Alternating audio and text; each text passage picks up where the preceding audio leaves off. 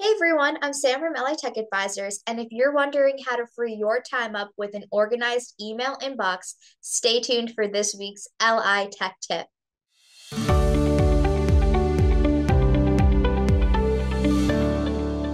So, how do you organize your Outlook inbox? Simply click on the View tab, then Show Focused Inbox. By doing this, Microsoft will start to filter your emails into a focused inbox or an other inbox.